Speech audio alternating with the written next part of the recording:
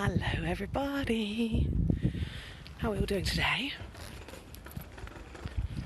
Hi, welcome. Right. Just going to pin a little comment at the bottom. So, just pin that so everyone knows what we're doing. Ooh. It won't pin.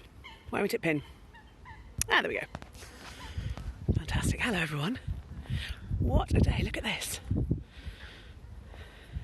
Yeah, I'm very well, thank you. Yeah, really good. It's a beautiful day out here. Happy. I'm just going to turn you around and just show you where we're at today. Which, I don't know if you realise that central London, Zone 2, has this amazing dock and all this green stuff, which we're going to go and take a little walk around today. Isn't this lovely? There was a chap canoeing earlier on here. So it's really, really pretty. And this is my local hood. So for anyone wondering or worrying, I have just gone out on my daily exercise walk this afternoon rather than this morning. And I thought I'd bring you all with me because I live somewhere super beautiful and I wanted to show you. So that's what we're going to do. We'll give it a couple more days. Can you all hear me okay? I'm on my microphone thing again today. Give me a little thumbs up if you can. Hi, Shaz. How are we doing? You guys all hear me? Yep, lovely. A few thumbs up. Brilliant. Hi, Emily. Emily's been doing some fantastic drawings at the minute. She's one of my fellow guides. She's been kind of sketching London because she can't get out and see it. So go and check her out. She's sketch_history. I think that's right. She lives near me. She's not far away. So when all this is over, we can actually meet up at the docks. So there we go. Right. So, those who've just joined, I'm just going to turn it around in my super Instagram skills to show you the dock that I'm walking along today, which is about 10 minutes, 15-minute walk from my house. It's really lovely. That's my gym there on the corner of the dock. This is about a kilometre long. Can't quite see. Oh, I remember you can actually zoom in. Look at that. So just there, it actually... Well, it doesn't quite link. It used to link to the River Thames, which is just beyond those buildings. And if you take a look, you can just see there's a little bridge just peeking behind the buildings right there. That takes you into another dock, which is just behind all these buildings, which is half the size of this, which is called South Dock. This is Greenland Dock. It's absolutely beautiful, as you can hopefully appreciate. So we're going to take a little walk along here. So I'm going to start off with telling you a bit about the docks and especially these particular docks because these are the ones I'm close to. This Greenland Dock is the oldest dock in London. It was built at the end of the 1690s really. And this was the one that kind of started out being used for, well, sort of all sorts really, to start with. Originally it was actually one of the docks that used to be used for landing the whaling catchers, and all the way along here where I'm walking is where the blubber would basically be boiled and made into other products. And all those the whaling was mainly happening in Greenland, which is why this is called Greenland Dock. It actually wasn't called that originally. It was something like Howlett Dock or something, and it was built on essentially marshland. It was very, very rural. There was nothing out, nothing sort of built up in this area, so it was rural land, and it was created into this dock. And originally it was about half the size of what it is today. So I mentioned it's a kilometre long, and we're about halfway down it here. And I think it's probably about here that the original dock stopped. So the bit that I've just walked down behind me is the slightly newer bit, which was added on a little bit later. And in the early 1800s, this dock was bought by a chap, a guy from Greenwich, a local guy, he was basically a timber merchant, and he wanted to kind of use it as a timber dock. So that's what he did. He had to extend it. They had to put a lock in so that they could reach the river, and had to kind of add loads of work that needed doing. So he instructed a guy called James Walker, who was an engineer, to do all that work for him. And as luck would have it, it's as if I've planned this, we have a little statue of James Walker just over here. Now I have to say, when I was looking up today, just doing a little bit of research, I was like, oh yeah, it'd be good to find a statue of him. And I have run past this spot maybe 200-300 times and I've never noticed this statue. But here he is, James Walker. So at the start of the 1800s, I think he bought the dock in about 1804.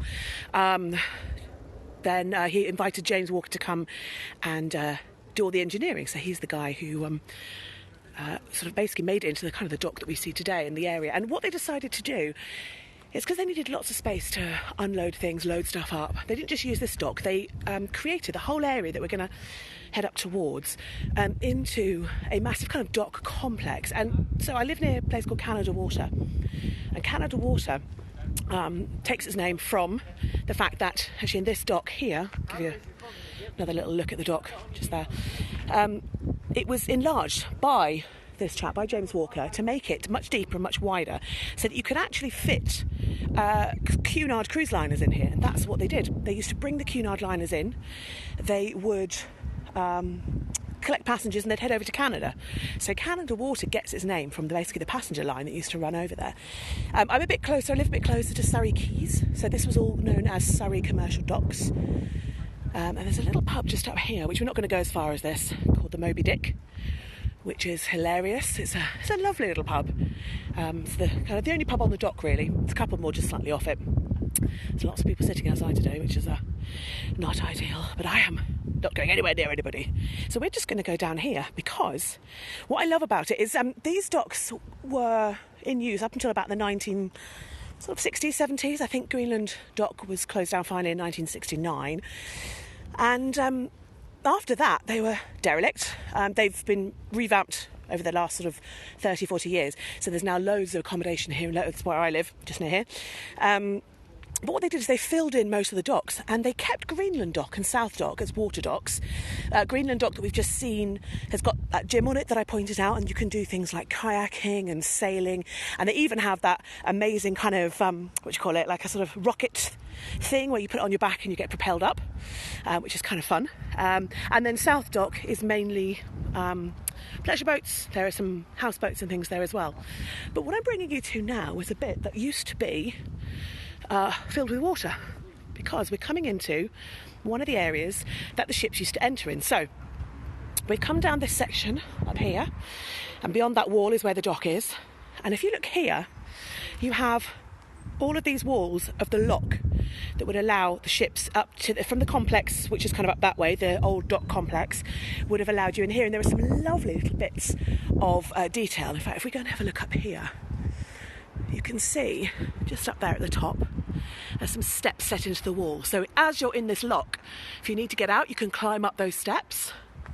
And over this side, which I quite like this bit, because it's so... I love these sort of little things in London where when you scratch the surface, it kind of reveals so much of the history about it. So these are the steps that would have taken you down.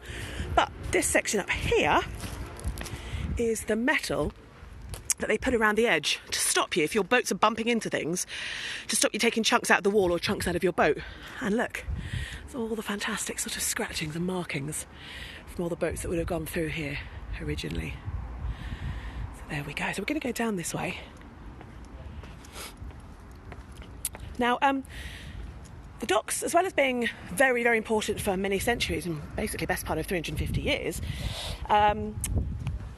they were particularly in the news during the Second World War. So I'm sure you're aware, the Second World War, London is getting bombed very, very heavily during the Blitz and other periods as well. And on one particular night, September the 7th, 1940, the docks were bombed. Now, by that point, the docks were no longer exclusively timber. They still did a lot of timber, but they had all sorts there. They had warehouses for storing different things. They had a whole variety of different stuff. And what happened... Oh, actually, it's quite a cool bit of it. So a little look at this wall, which gives you the heights look on the side as well. It's rather fun, isn't it? This would have been a bridge originally that would have lifted up. So Second World War, 7th of September, the Luftwaffe come in over London and they decide they're going to bomb the docks.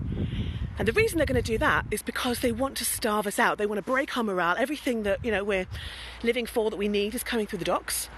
And they decide they're going to bomb it. So they come across with somewhere in the region of 350 bombers and about 600 and something fighters. And apparently the size that this cavalcade of aircraft took up was about a 20-mile block, which is just, I mean, unthinkable now, really, isn't it? And they came in, they swept in over London and they bombed Greenland Dock. Now, Greenland Dock, bearing in mind it was predominantly timber, along with other things, what they'd done with the bombs is they had strapped oil tankers to them, oil kind of, tankers really. So as the bombs dropped, the oil tankers would explode, they'd catch on fire, and they caught fire to all these timber pools, timber ponds that were around the place, stocking the timber. And of course all the warehouses, stocking everything else that everyone needed. And the fire was so bad, and it kind of spread through all that area.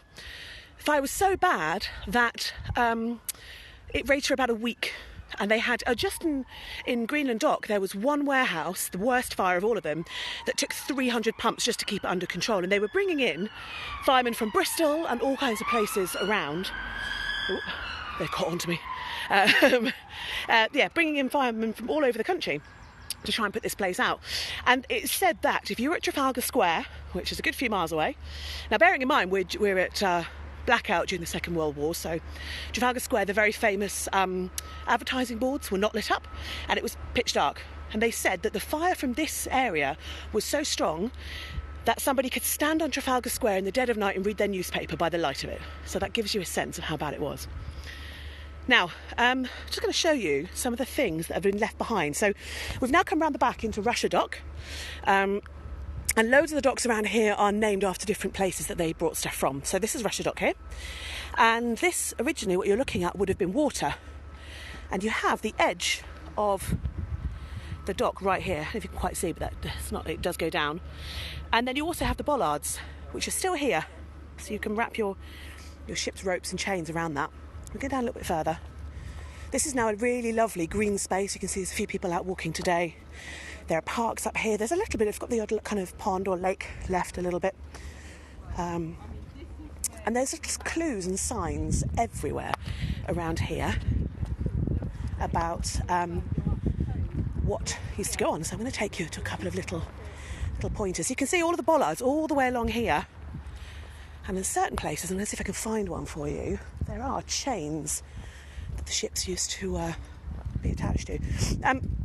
So after the Second World War, the area was sort of, they tried to kind of recoup it a bit, and the docks did sort of liven up a little bit, but especially Greenland Dock and Surrey Dock was very, very badly damaged, and they really couldn't quite bring it back to what it used to be.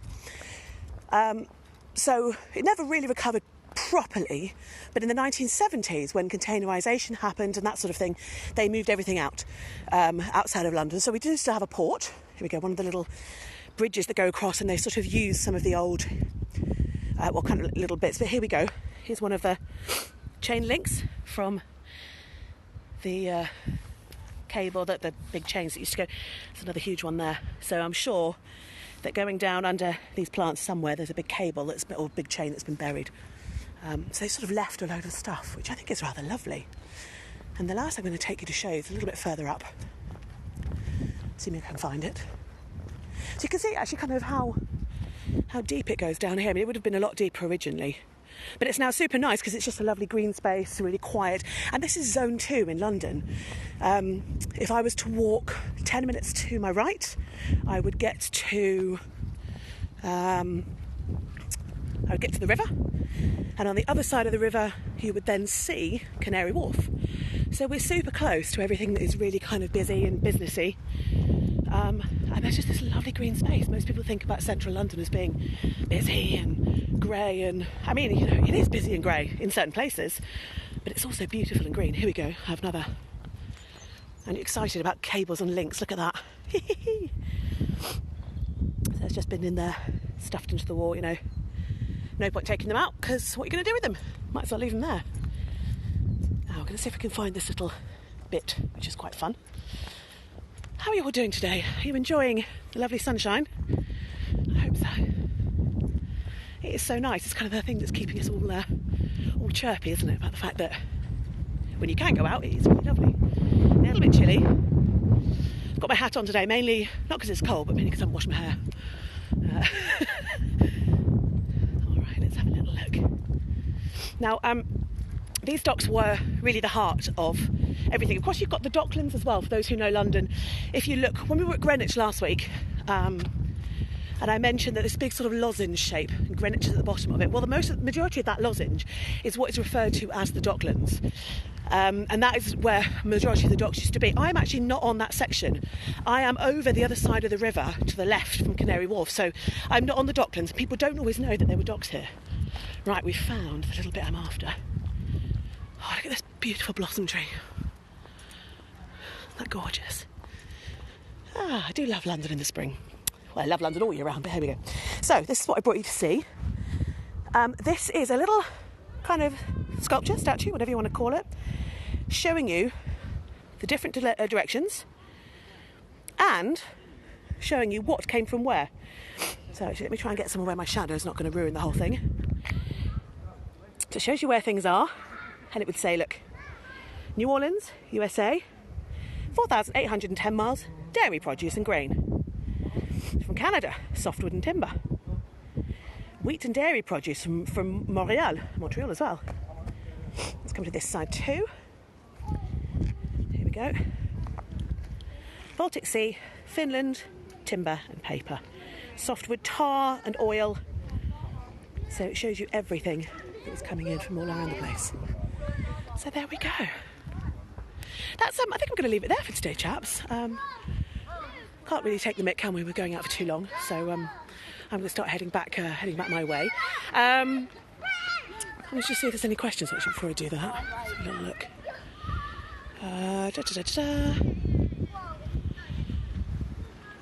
Yeah, there's a few people who live close and haven't seen this. I know there's so much to see when you kind of look for it. That's what I love about this area. Now, I was thinking I might take you down to the river as well, but realistically I'd be here for hours and I feel like I don't want to get arrested, so I'm not going to. Yeah, 2 meters away jogger. Yeah, I know. It's amazing how many people are not doing that. So I don't think there's any questions today. That's fantastic. So that's my little jaunt around my hood. I'm hoping we can kind of do another one next week because I can go a slightly different direction, go a little bit further and go up to Rotherhithe maybe. Have a little mooch around there. Thanks to everyone who's been watching, commenting. Thanks to everyone who went and had a look on the website yesterday. I know some of you messaged me and said, oh, I saw that video, it's so cool. Yeah, it really is cool. I've already updated the links for today. So there's a couple of links there. There's a real nerd level one about all the different kind of sizes of stuff and ships and, all that kind of thing if you want really to get into depth in the docks. I've also put up, what have I put up? There's a couple of pictures there as well. Oh no, there's one I meant to put up, which was about the bombing and some great pictures of a sort of Luftwaffe aircraft just right over the docks, which I have framed in my loo as well. But yes, a few links there. Just a little reminder that my friend Ben Frost is doing, I think I mentioned it a couple of weeks ago, he was trying to put together an international group of musicians to do a concert, and he's done that, and it's tonight at 7 o'clock. It's tonight. I have put it in my story, so go and have a little look because that's going to be amazing. Again, thank you so much to everyone who's donated. I'm so thrilled. It's been it's lovely because we've got no income coming in, so thank you very, very much. What else to say? Yes, tomorrow is our second day of Great Fire of London chat with the lovely Laura Adams. She'll be back, and I'm already getting everything sorted for next week, and we've got a couple of guests coming in, including possibly one of my favourite humans in the entire universe. We have a beefeater from the Tower of London who is going to be joining us for a chat at some point next week. I will, when I've got the full week together, I'll publish it and you can see who's coming up when. It's going to be good. Thank you so much for joining me. Stay safe, stay healthy, and I'll see you tomorrow at 3. Bye!